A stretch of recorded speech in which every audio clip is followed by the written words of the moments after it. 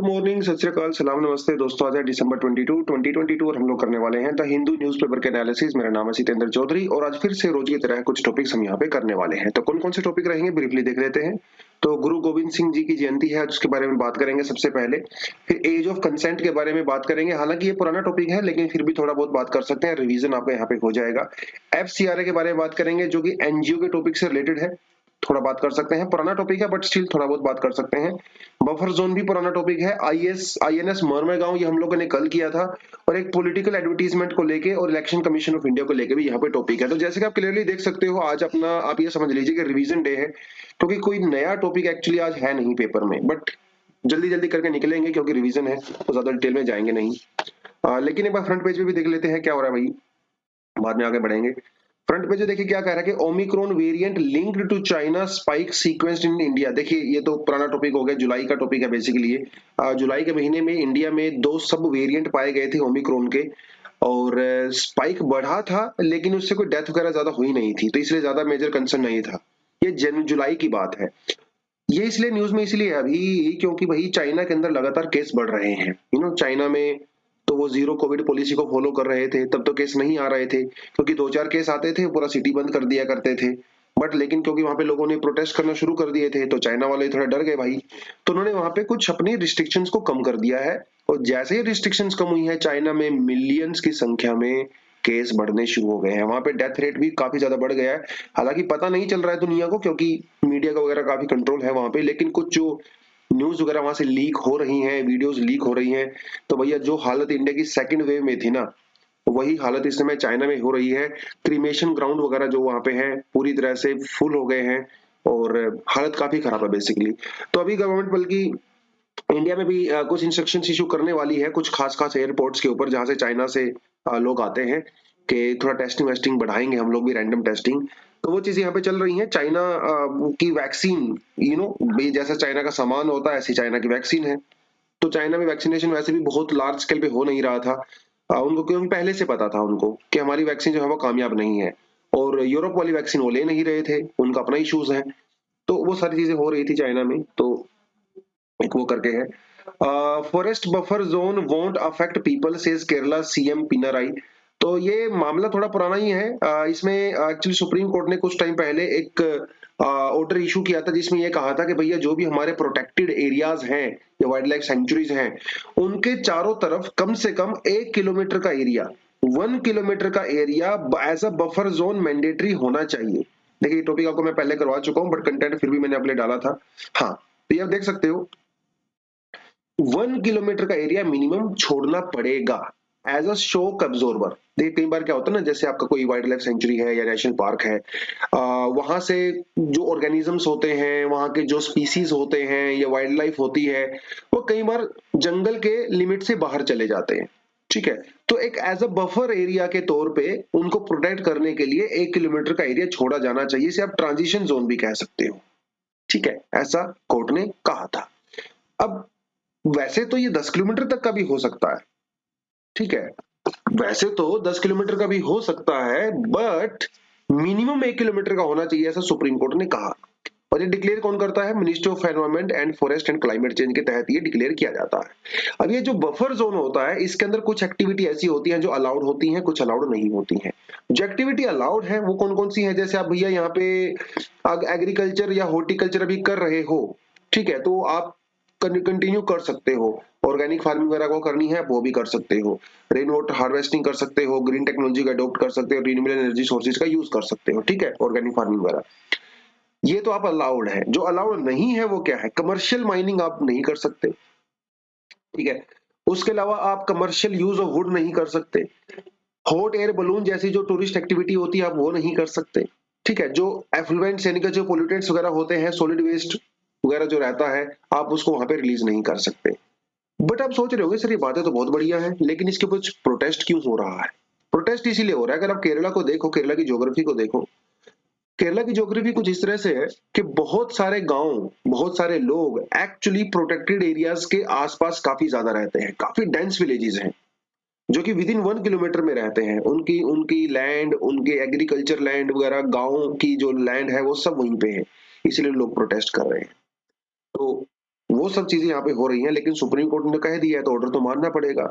तो अभी ही केरला की गवर्नमेंट ने सेंट्रल गवर्नमेंट से कुछ रिक्वेस्ट भी किया था कि इस ऑर्डर को थोड़ा बहुत पोस्टपोन कर दिया जाए, कुछ ना कुछ करके। तो वो सब चीजें चल रही हैं केरला में।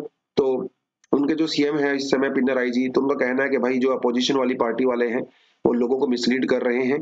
तो ये जो 1 किलोमीटर का एरिया है, तो कोई ऐसी बात नहीं, लोगों का टेक केयर किया जाएगा। और बाई चांस अगर किसी को वहां से डिस्प्लेस किया भी जाता है, बाई चांस, वैसे इसकी कोई कोई चांस खास है नहीं, बट स्टिल, तो उनको जो है प्रॉपर्ली कंपनसेट किया जाएगा। तो ये कुछ कुछ चीजें वहां पे चल रही हैं, पुराना टॉपिक है, ठीक है, थोड़ा बहुत आप इसको देख सकते हो। लेकिन आज कुछ खास हुआ था। आज कुछ खास ये हुआ था कि भाई एक तो आज गुरु गुरु गोविंद सिंह जी का जो है वो जयंती है, ठीक है। तो सभी को बहुत बहुत बधाई। और हमारे बहुत बहुत लेजेंड रहे, बहुत गुरु भी रहे, लेजेंड रहे, फिलोसोफर रहे, राइटर रहे, लिटरेरी एक लेजेंड थे। और सिख जो पंथ है, खालसा जो पंथ है, उसकी शुरुआत एक्चुअली गुरु गोविंद सिंह जी ही ने की थी, खालसा पंथ की, ठीक है। और जो ये सिंह लगाया जाता है, ये भी वहीं से शुरुआत हुई थी। बेसिकली जो लोग खालसा पंथ को फॉलो करते हैं वो अपने नाम के आगे सिख लगाते हैं। तो सबसे पहले तो पंज प्यारे का एक कॉन्सेप्ट होता है पंजाब में, शायद आपको पता ही होगा। पंज प्यारे का कॉन्सेप्ट ये होता है कि गुरु गोविंद सिंह जी ने अ, आनंदपुर साहिब की शायद ये किस्सा है, तो वहां पे लोगों से कहा था कि भैया कौन लोग सिखिज्म में कन्वर्ट होना चाहते हैं, खालसा पंथ में आना चाहते हैं। तो 5 लोग आए थे पहले, तो उनको उनको कहा जाता है पंज प्यारे। तो इनको बैप्टाइज किया गया था और इनको सिंह बुलाया गया था। जब एक बार इनको सिंह बुलाया गया था, बैप्टाइज कर दिया गया था, फिर गुरु गोविंद सिंह जी खुद भी बैप्टाइज हो गए थे, क्योंकि इनसे पहले इनका नाम था गुरु गोविंद राय। जब ये खुद बैप्टाइज हुए तो इनका नाम पड़ गया गुरु गोविंद सिंह। सिंह मतलब लायन। तो ये सिक्स्थ बैप्टाइज्ड सिख थे गुरु गोविंद सिंह जी। पटना से बिलोंग करते थे, तो वहां पे इनका जन्म हुआ था। इनके जो फादर साहब थे वो भी गुरु थे, गुरु तेग बहादुर जी, वो 9वें गुरु थे, 9th गुरु। और उनकी उनको जो है उनको किल कर दिया गया था, मार दिया गया था अनफॉर्चुनेटली औरंगजेब के द्वारा। दिल्ली में जो है गुरुद्वारा भी है, आप वहां पे जा सकते हैं, वहां पे जिनकी जहाँ पे उनकी डेथ हुई थी। फिर उसके बाद जो है इनके जो सुपुत्र थे गुरु गोविंद सिंह राय जी, उस समय में तो 9-10 साल की एज में ही इनको जो है गुरु बना दिया गया था। फिर उसके बाद इनकी पढ़ाई लिखाई हुई और अस्त्र शस्त्र विद्याएं, इनका सब कुछ हुआ, ठीक है। और अपने जीवन में 3 शादियां हुई हैं इनकी। पहली शादी तो मेरे ख्याल से 10 साल की उम्र में ही हो गई थी, जिससे इनके 3 बच्चे हुए। फिर एक दूसरी शादी जो इनकी 17 ईयर्स की एज में हुई थी, जिनसे इनसे एक बच्चा हुआ। फिर थर्ड शादी इनकी थोड़ा लेट हुआ था, व्हेन ही वाज 33। लेकिन इनसे कोई बच्चा नहीं हुआ था, because it was not a physical relation, it was more a spiritual marriage. तो इनके 4 जो है बच्चे थे। तो सारी चीजें हो रही थी। तो इनके फिर उन्होंने बाद में जो है कुछ प्रिंसिपल्स भी दिए, equality of man and women, disregarding caste system and superstition, believe in one God. तो ये वन गॉड में बात करते थे। और 5 के की बात हम लोग करते हैं, केश, कंगन, कड़ा, किरपाण, कछेरा। कछेरा एक बड़ा सा अंडरग्राउंड होता सन अंडर गारमेंट होता है जो पहना जाता है उनके द्वारा, जो बैप्टाइज्ड होते हैं सिख, ठीक है। तो ये कुछ चीजें इन्होंने यहाँ पे किया था। बाकी इनके बारे में आप और पढ़ सकते हो। बस इस तरह से हमारे बहुत बड़े लेजेंड तो थे ही। और आज एक और है, आज मैथमेटिक्स डे है, तो रामानुजन जी का आज बर्थडे है भाई। तो he is considered one of the greatest mathematician of all times.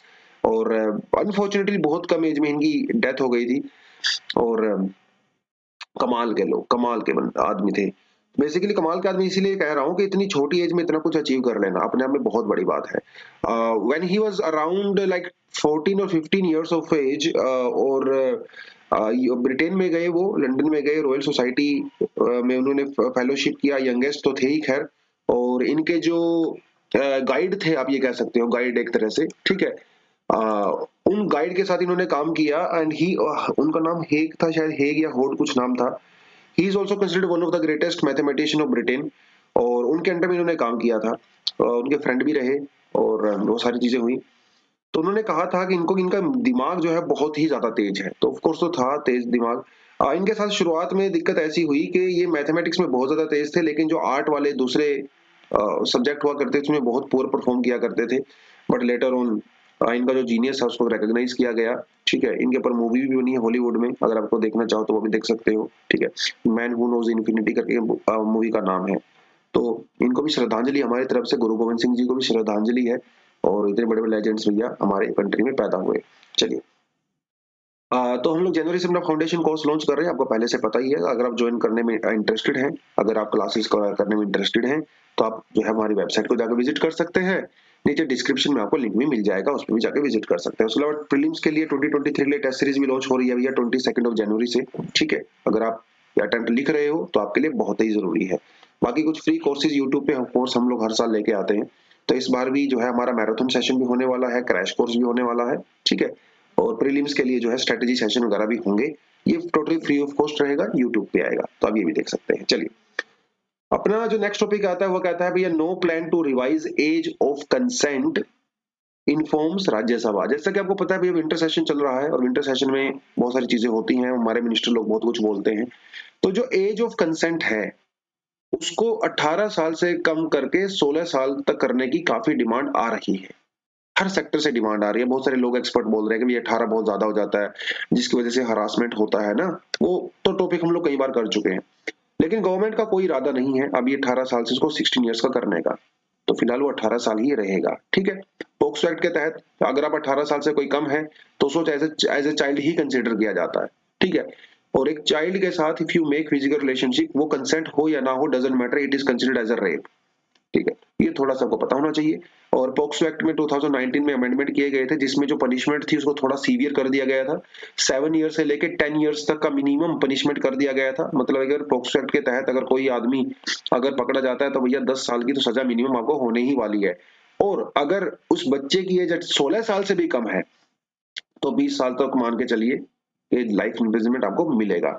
अगर कोई फॉल्स कंप्लेंट करता है तो उसके खिलाफ भी कार्रवाई यहाँ पे हो सकती है। तो ये पोक्सो एक्ट के तहत कुछ कुछ चीजें आपको पता होनी चाहिए। ठीक है, और सरकार ने बेसिकली अभी ये कहा है NGOs flouting FCRA rules will not be tolerated. ऐसा अमित शाह जी ने कहा है कि इंडिया में जो भी एनजीओज हैं जो कि एफसीआरए यानी कि फॉरेन कंट्रीब्यूशन रेगुलेशन एक्ट को वायलेट कर रहे हैं, भैया उनकी खैर नहीं, उनके लाइसेंस बहुत ही जल्दी कैंसिल कर दिए जाएंगे। एक्चुअली में कई सारे एनजीओज के हमारे यहाँ पे कैंसिल कर भी दिए गए हैं लाइसेंस वगैरह। काफी कंट्रोवर्सी भी रही थी पिछले दिनों।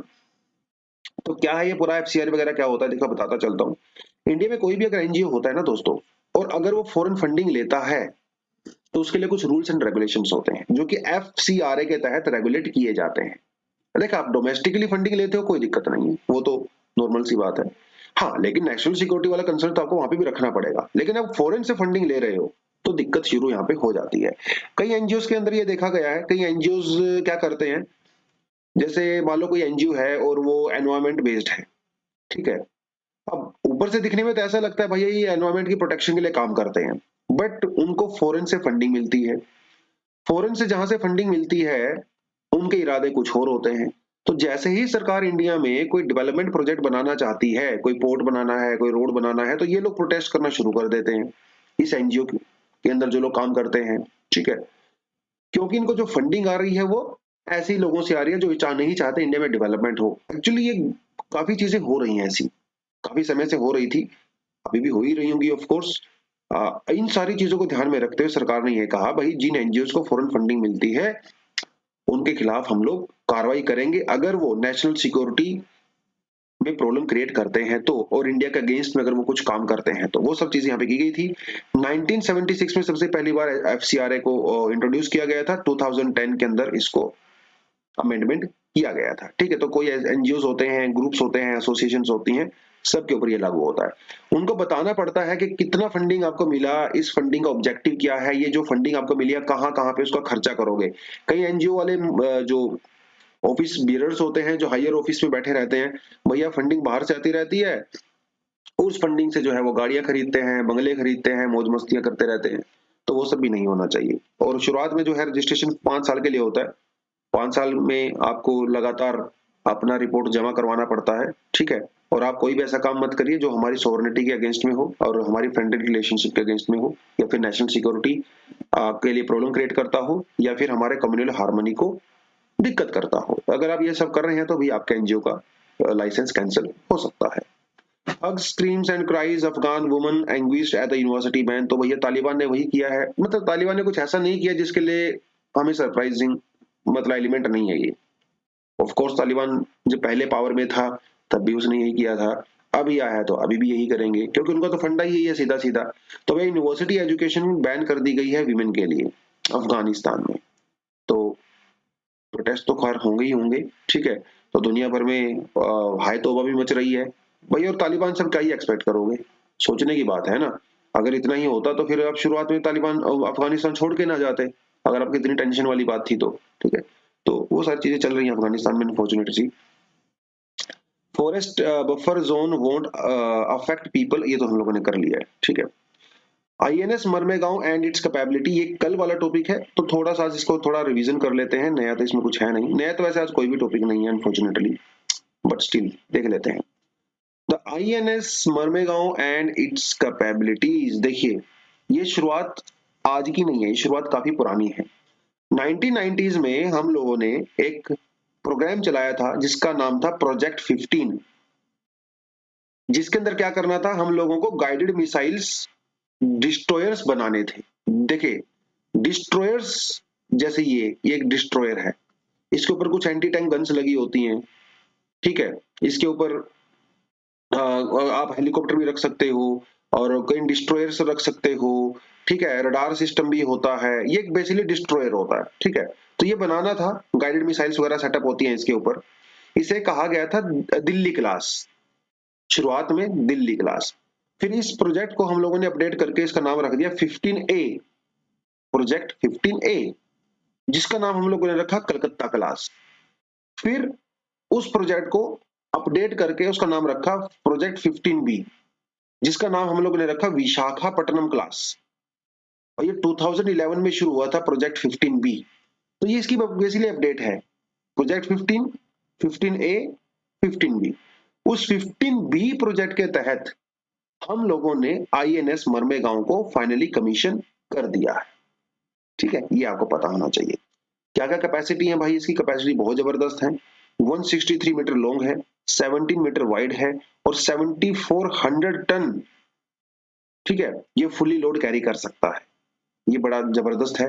और इतना ही नहीं, इसकी जो स्पीड है वो 30 नोट्स यानी कि 50 किलोमीटर पर आवर की स्पीड से दौड़ सकता है। और 4000 नॉटिकल माइल्स तक की जो है ये क्रू मेंबर को, 300 क्रू मेंबर को अपने साथ कैरी कर सकता है। क्या क्या लगा हुआ है इसके ऊपर, ब्रह्मोस, भैया जबरदस्त, दुनिया की फास्टेस्ट सुपरसोनिक मिसाइल है BrahMos, surface to surface missile वो यहाँ पे लगी हुई है।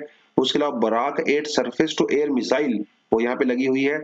76 millimetre super rapid gun mount यहाँ पे है भाई। और उसके अलावा एंटी सबमरीन रॉकेट लॉन्चर्स भी इसके ऊपर लगे हुए हैं। बेसिकली कहने का मतलब ये है, दुश्मन इसके आसपास फटक गया ना तो उसकी खैर नहीं है। और ये रडार की पकड़ में भी बहुत कम आता है, क्योंकि रडार क्रॉस सेक्शन एरिया काफी कम है इसका। तो समझ लो कि दुश्मन की खैर नहीं है और बहुत जबरदस्त है। 70% इसके अंदर जो भी मटेरियल यूज किया गया है वो इंडिजिनस है, तो ये भी एक बहुत बड़ी बात है। लेकिन हम लोग कर क्यों रहे हैं, इसकी जरूरत क्यों है भैया, क्योंकि चाइना लगातार इंडियन ओशन के अंदर प्रॉब्लम क्रिएट कर रहा है, तो इसीलिए हमें भी अपने आप को तैयार करके रखना पड़ेगा। जिस तरह से दुनिया में चीजें बदल रही हैं, कोविड-19 मिडिल ईस्ट में हो रहा है, अफगानिस्तान यूक्रेन क्राइसिस वगैरह, तो इंडिया को भी चाहिए कि माहौल बनाए यहाँ पे, है ना। तो हम लोग अपनी नेवी को स्ट्रॉन्ग यहाँ पे करने की कोशिश कर रहे हैं। तो वही था पूरा मामला और इसमें कुछ खास है नहीं। What is the latest clash between आप एंड द दिल्ली एलजी, मामला कल भी हम लोगों ने किया था, थोड़ा सा आज करवा देता हूं। देखिए बात यह है कि 2015-16 के दौरान आप गवर्नमेंट ने बहुत सारी न्यूज़पेपर के अंदर ऐड वगैरह दिया था। अब सरकार का यह कहना है कि वो ऐड जो है वो पॉलिटिकल नहीं थी, वो गवर्नमेंट की ऐड थी। आप समझ रहे हो कि गवर्नमेंट की ऐड क्या होती है। गवर्नमेंट की ऐड वो होती है जहां पे गवर्नमेंट लोगों को अवेयर करती है अबाउट गवर्नमेंट प्रोग्राम्स, ठीक है। अब वो तो आपका कहना है, बट यहाँ पे गड़बड़ ये हो गई कि सेंट्रल गवर्नमेंट ने 2016 में सुप्रीम कोर्ट के ऑर्डर के ऊपर बेसिस पे एक committee on content regulation in government advertisement बनाई थी। इसका काम ये होता है कि उन सारी पॉलिटिकल जो ऐड होती हैं सरकार जो देती है उनको रिव्यू करती है, पूरा देखती है। अगर उसको लगता है कि ये पॉलिटिकल एडवर्टीजमेंट है which is of course the violation, ठीक है, तो उसके ऊपर फाइन वगैरह लगा सकती है। तो ये किया गया था, 3 मेंबर की कमेटी है ये। हालांकि स्टेट गवर्नमेंट अपना अपना बना सकती है अलग से, कुछ स्टेट गवर्नमेंट ने बनाया भी है, जिसने नहीं बनाया है वो सेंटर वाले से काम चला रही हैं। तो दिल्ली की गवर्नमेंट ने अभी तक ये इस तरह का बनाया नहीं था, तो सेंट्रल गवर्नमेंट ने इसको रिव्यू किया और ये पाया फाइनली कि भाई इन्होंने वायलेशन किया है। और ये पूरे का पूरा केस जो एक्चुअली कांग्रेस लीडर है एक अजय माकन, उनके अपील पे हुआ। बाद में अजय माकन जी दिल्ली हाई कोर्ट में भी गए इस पूरे मामले को लेके, तो उन्होंने पाया था और कुछ 97 97 करोड़ रुपीस के आसपास का जो है उन्होंने अंदाजा लगाया कि इतने करोड़ रुपए की एडवर्टीजमेंट दी गई थी, जो कि गवर्नमेंट एडवर्टीजमेंट होनी चाहिए थी, लेकिन वो पॉलिटिकल एडवर्टीजमेंट थी। देखिए, सुप्रीम कोर्ट ने खास खास इंस्ट्रक्शंस दिया हुआ है पॉलिटिकल पार्टीज को कि एडवर्टीजमेंट देते हुए किन किन बातों का ध्यान रखना चाहिए। जैसे पॉलिटिकल न्यूट्रलिटी होनी चाहिए एडवर्टीजमेंट के अंदर, किसी भी खास पर्सनैलिटी का ग्लोरिफिकेशन नहीं होना चाहिए। जैसे एडवर्टीजमेंट के अंदर केजरीवाल जी का ग्लोरिफिकेशन किया गया था, तो डेफिनेटली वायलेशन है। उसके अलावा positive impression of a party in power नहीं होना चाहिए, और negative impression of opposition parties वो भी नहीं होना चाहिए। मतलब अपोजिशन को गालियां दे रहे हो 24 घंटे, वो सब नहीं होना चाहिए, ठीक है। और कोई भी पैट्रोनाइजिंग मीडिया हाउस नहीं होना चाहिए, मतलब किसी खास मीडिया की सपोर्ट भी नहीं होनी चाहिए।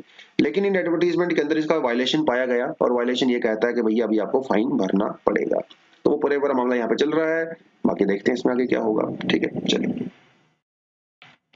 ये हो गया अपना। हाँ जी, ये तो कुछ खास नहीं है आगे। तो आज का एडिटोरियल क्या कहता है, benchmarks of the election commission appointment. देखिए, यहाँ पे दो स्टेटमेंट दिया हुआ है बहुत जबरदस्त। एक स्टेटमेंट अंबेडकर जी के द्वारा है, दूसरी स्टेटमेंट राजेंद्र प्रसाद जी के द्वारा है।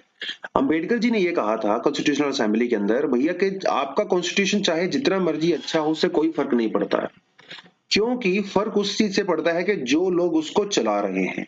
तो एक अच्छा कॉन्स्टिट्यूशन भी खराब हो सकता है अगर उसको चलाने वाले खराब हैं, और एक bad constitution can also be very good अगर उसको चलाने वाले अच्छे हैं। अल्टीमेटली कॉन्स्टिट्यूशन से नेचर से फर्क नहीं पड़ता है, उसको चलाने वाले लोगों से फर्क पड़ता है।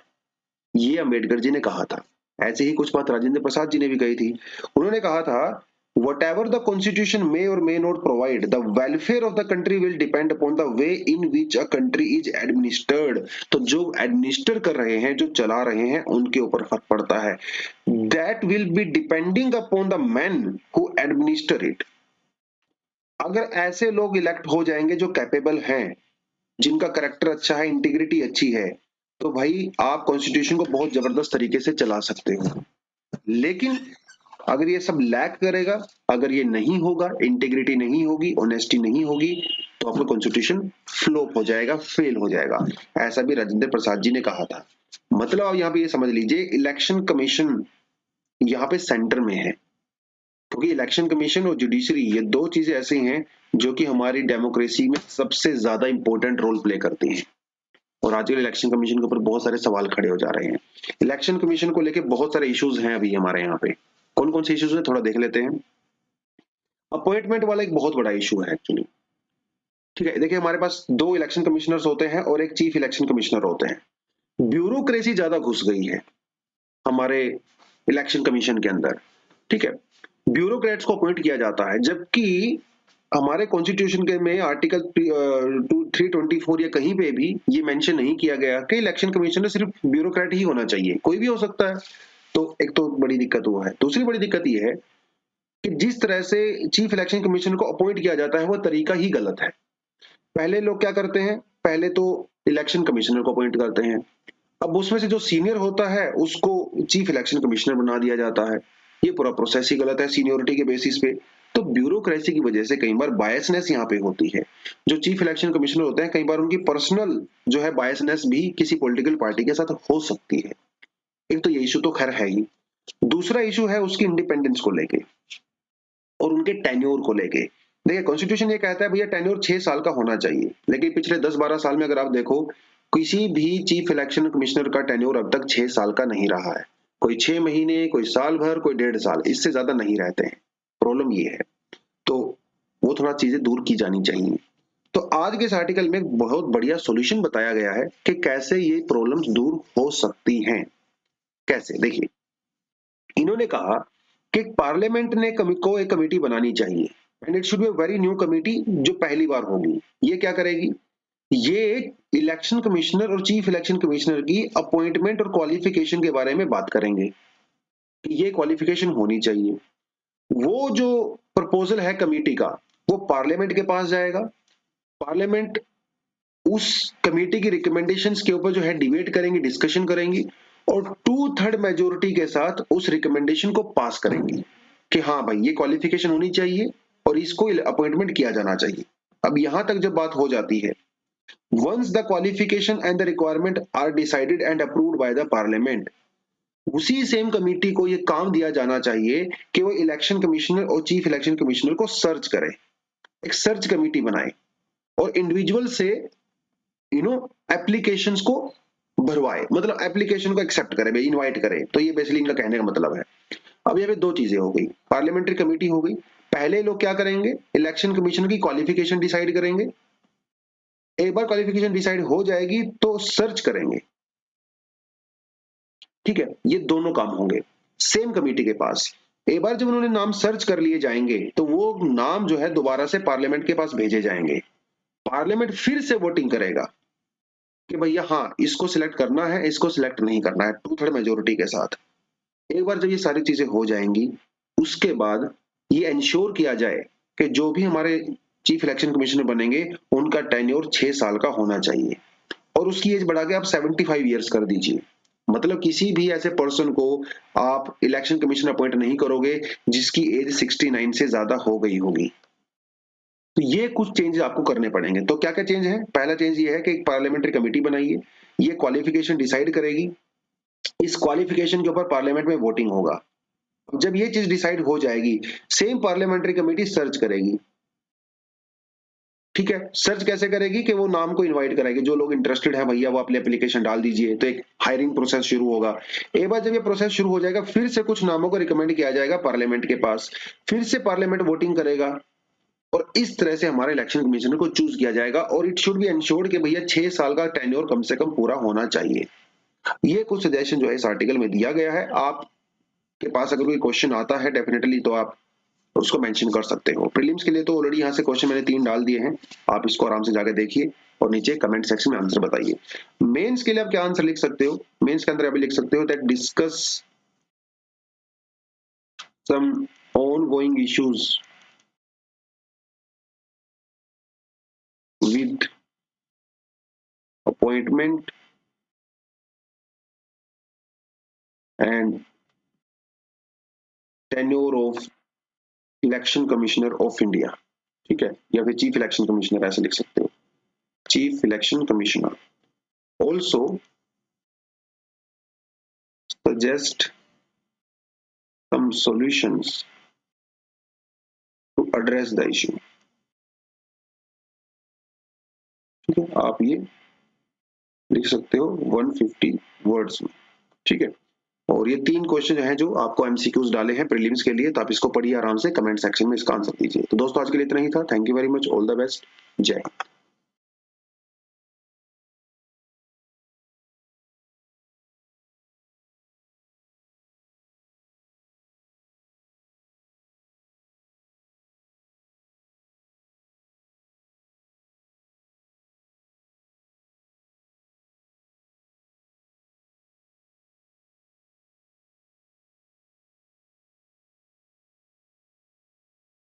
ये कोई सेल्फ स्टडी के लिए, ठीक है, आप इसको थोड़ा पढ़ सकते हो।